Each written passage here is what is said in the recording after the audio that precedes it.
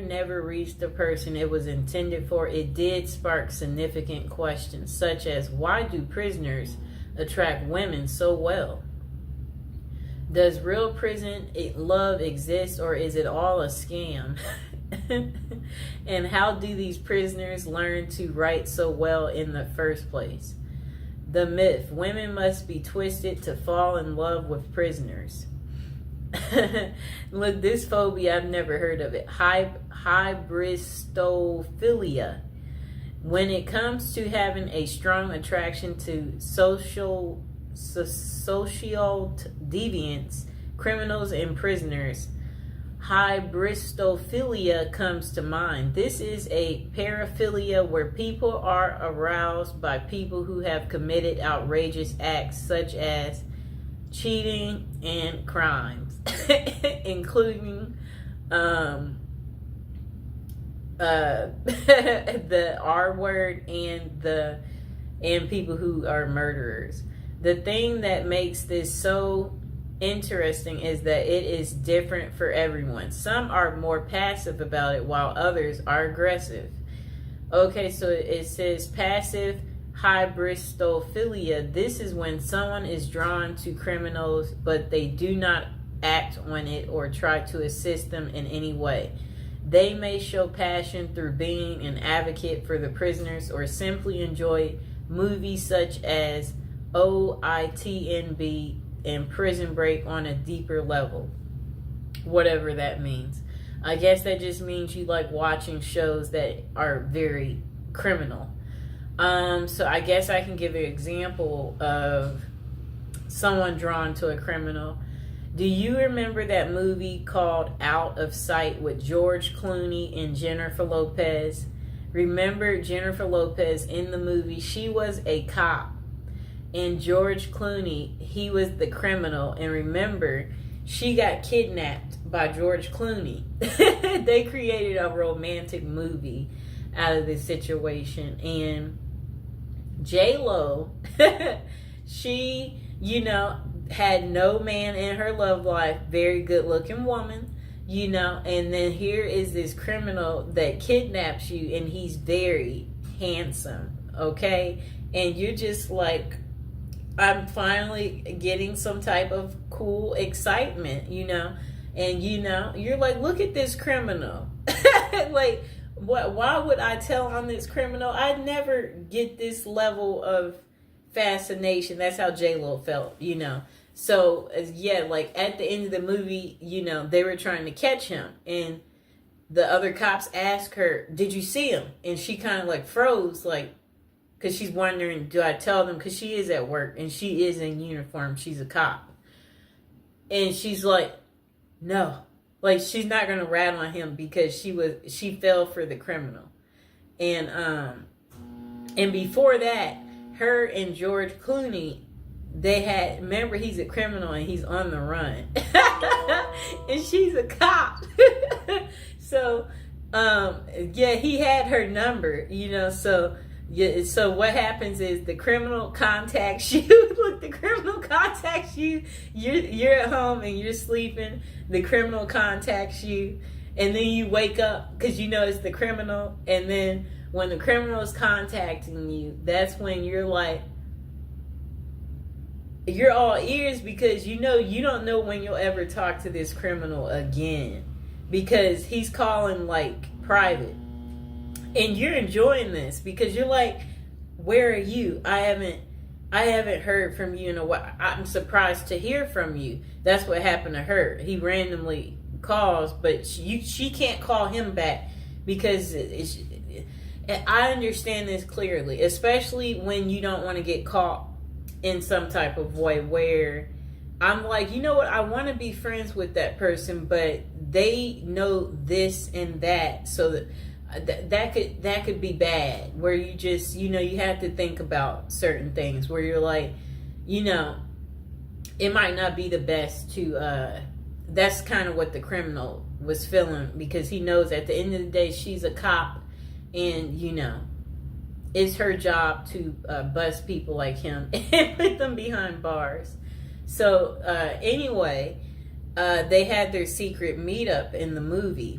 and their secret meetup, where they went out to dinner. They both was just, it was a night to just enjoy one another, talk to each other, clarify, yes, so why haven't I heard from you? And then he's like, well, blah, blah, blah, blah, blah. And then they had their one night of passion. It was an unforgettable, I guess, moment. That was her one night of fun. And then that was pretty much the end of it. And then she didn't hear from him anymore. Like, it was a really, really good movie. But probably one of her best movies. Okay, so look, back to aggressive. The next one's called aggressive hybristophilia. This is where trouble can arise. These are men and women who proactively help the criminal they are attracted to. This means they could lure victims in, cover for criminals, bury bodies, and other severe acts. Bonnie and Clyde are the perfect example of this type. I'm trying to think, do I know of one like this? Where men and women help the criminal they're attracted to. This means they could lure victims in, cover for criminals, bury. Okay, I'm trying to think.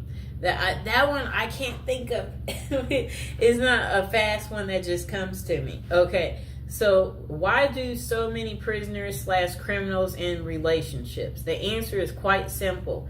It is a mixture of hybristophilia, the desire for excitement from their mundane lives, the long distance passion, and the fantasy of it all makes people drawn to that lifestyle. In fact, there are over 40 different websites that cater to prisoner dating, such as meetaninmate.com.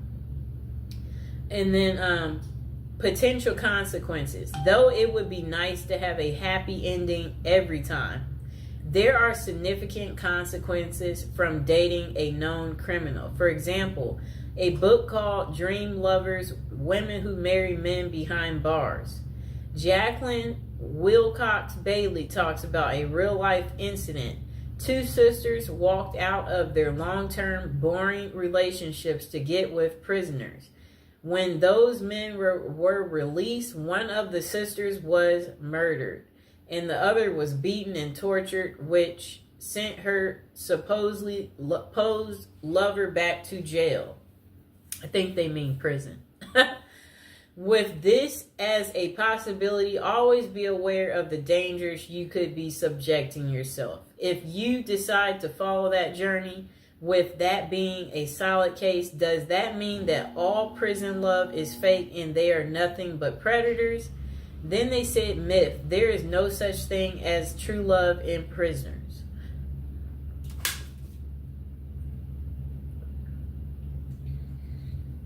Okay, so they said there are some genuine and sincere relationships, but there are also tons of scams as well. How do you know the difference? If you are reading a letter from someone behind bars and they ask for money in any way, it is likely a scam. Do not fall for it. They could either be reaching out to women and men for financial gain, attention with the media, or to gain supporters, just like Ted Bundy, Richard Ramirez, and Scott Peterson did. I know what all of them look like. That's how infamous they are. For the record, serial killers such as those noted above are less often associated with scams and writing letters. You may think that they are great at manipulating, but that is not the case with them. They get away so well with murders and crimes because they are bold, always act like they have nothing to lose, and never overthink what they are doing. With an IQ of below average, more love letters come from non-serial killers who are much smarter and think things through better. Okay, overall, use your best judgment. These people will not always con you. They may be truly into letter writing for human connection. That's kind of funny because like they crave the connection, so that they're writing the letter because there are many people in jail who do not have family or friends to reach out to. So they turn to pen paling to feel involved, valued, heard, and feel like they matter. Though it may not always be about love, it can still be about companionship and support and worth volunteering to help people such as them feel cared about. Bonus, how to craft a prison letter. One thing I noted the most about the letter I have how well written it is. There are no errors. The penmanship was nearly perfected and the message was very well contrasted. So how did someone in prison learn to write so well? One word: practice. Those who write love letters will use trial and error in their writing. For example, they would keep tabs on the responses they would get from their loved ones. When they said certain things, they would then work on perfecting in those areas to get even more positive responses. In addition, they could have utilized other inmates for assistance as well. More perspective is a catalyst for fostering new ideals and learning how to write a moving love letter or scamming someone successfully. If you want to learn to write a great letter, start with practicing. Use your feedback as a guide and never be afraid to ask for help so you can become a pro. And the final thought, falling in love with criminals and prisoners is hyperbristophilia. Though having this characteristic is a passive sense is fine. Seek help if you feel like you will act on those passions.